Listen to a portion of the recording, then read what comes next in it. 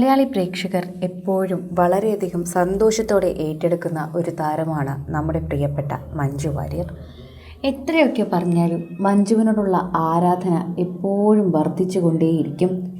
Social മീഡിയയിൽ പ്രേക്ഷകർ പങ്കുവയ്ക്കുകയും പ്രേക്ഷകർ ഏറ്റെടുക്കുകയും ചെയ്യുന്ന വാർത്തയായി ഇത് വളരെയധികം വേഗത്തിൽ മാറുകയും ചെയ്യുന്നുണ്ട് എന്ന് പറയാം.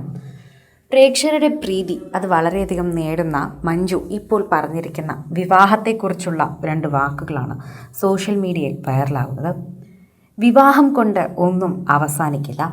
ഇത് ഞാൻ പറഞ്ഞു തരേണ്ട കാര്യമില്ല, നിങ്ങൾക്ക് ഇത് മനസ്സിലാകും. ഇപ്പോൾ വികാരഭരിതമായി തന്നെ മഞ്ജു വേദിയിൽ വെച്ച് പറയുമ്പോൾ എല്ലാവരും കയ്യടിക്കുന്നത് നമുക്ക് കാണാൻ സാധിക്കുന്നു.